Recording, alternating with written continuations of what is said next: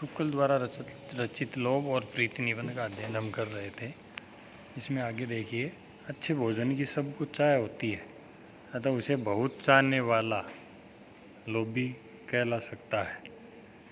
पर अच्छे भोजन में से यदि किसी की मिठाई की चाह अधिक रहे तो उसका दोष कम, और मिठाइयों में से यदि केवल गुलाब जामुन की अधिक चाह रहे तो और भी कम।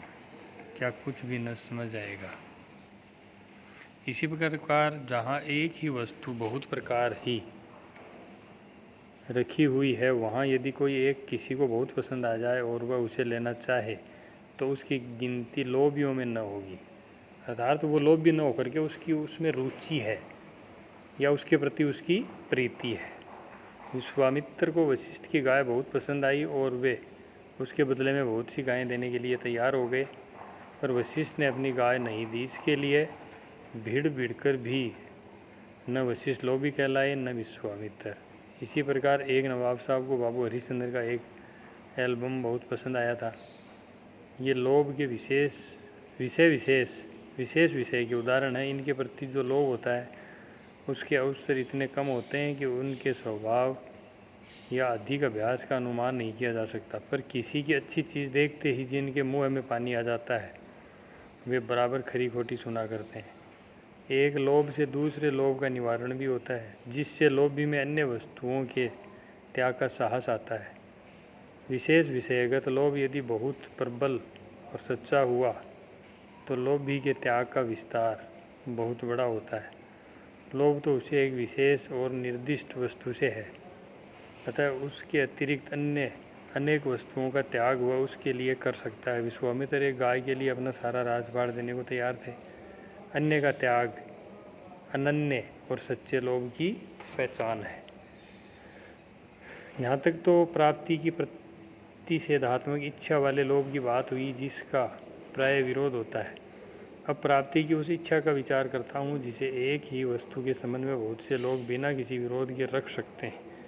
जिस लोभ से दूसरे को कोई बाधा या कष्ट पहुँचता है उसी को पहले एक प्राय जिसे बाधा या कष्ट होता है बुरा कहता है, फिर दूसरा, फिर तीसरा, इसी प्रकार बहुत से बुरा करने वाले हो जाते हैं। सारांश है कि लोभ दूसरों की सुख शांति या स्वच्छंदता का बाधक होता है। अधिकतर वही निंदे समझा जाता है। उपवन की शोभा सभी को लुभाती है। यदि कोई नित्य किसी के बगीचे में जाकर टहला करे तो उसका क्या जाता है। यदि हम किसी वस्तु पर लुभाकर उससे उतना ही संपर्क रखना चाहते हैं जितना सब लोग एक साथ रख सकते हैं तो हमारा लोभ किसी की आँखों में नहीं खटक सकता। अर्थात यहाँ विवाद वाली स्थिति नहीं है।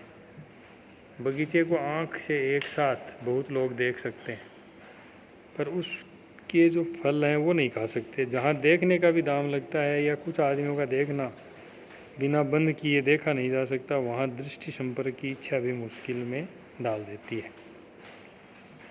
पर जहाँ एक ही इच्छा दूसरे की इच्छा का बाधक न होकर साधक होती है, वहाँ एक ही वस्तु का लोभ रखने वाले बहुत से लोग बड़े सद्भाव के साथ रहते हैं। लुटेरे व डाकू इसी प्रकार दलबद्ध होकर काम करते हैं। किसी को कोई स्थान बहुत प्रिय होता है और वह हानि और कष्ट उठाकर भी वहाँ से नहीं जाना चाहता। हम कह सकते हैं कि उसे उस स्थान का पूरा लोभ है। मतलब कुछ लोगों को स्थान से भी लोभ होता है। जन्मभूमि का प्रेम, स्वदेश प्रेम यदि वास्तव में अंतःकरण का कोई भाव है तो स्थान के लोभ के अतिरिक्त और कुछ नहीं है। इस लोभ के लक्षणों से शून्य देश प्रेम कोई बकवाद या फैशन के लिए गढ़ा हुआ शब्द है। यदि किसी को अपने देश से प्रेम है तो उसे अपने देश के मनुष्य, पशु पक्षी, लता, पेड़ पत्ते, वन, पर्वत, नदी, झरने सबसे प्रेम होगा। सबको वह चाह भरी दृष्टि से देखेगा। सबको शुद्ध करके वह विदेश में आंसू बहाएगा।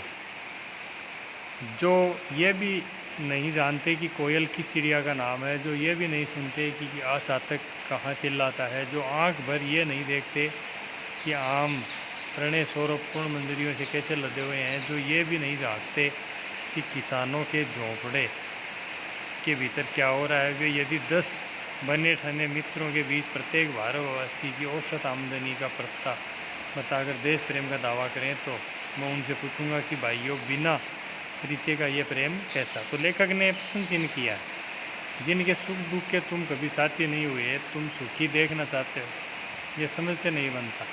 उनके कोसों दूर बैठे बैठे, पड़े पड़े या खड़े खड़े तुम मिलायती बोली में अर्थशास्त्र की दुआई दिया करो, पर प्रेम का नाम उसके साथ नहीं घसीटो। प्रेम हिसाब किताब की बात नहीं है। हिसाब किताब करने वाले बाड़े पर भी मिल सकते हैं, पर प्रेम करने वाले नहीं।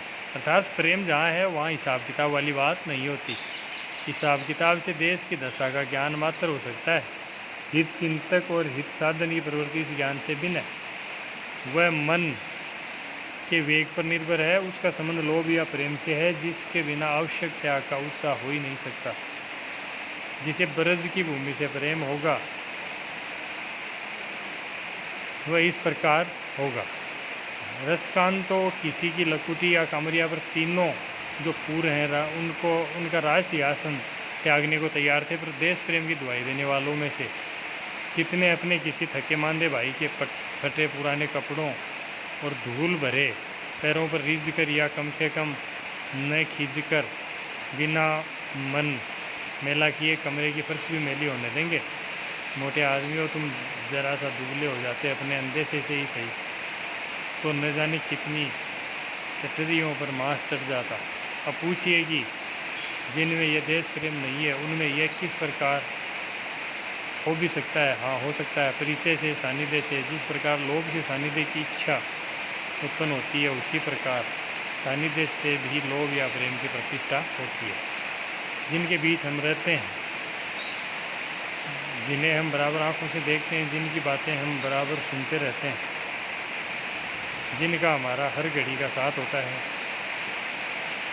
सारांश ये है कि जिनके सानिध्य का हमें अभ्यास पड़ जाता है, उनके प्रति लोभ या राग हो जाता है। जिस स्थान पर कोई बहुत दिनों तक रहता है, उसे छोड़ते हुए उसे दुख होता है।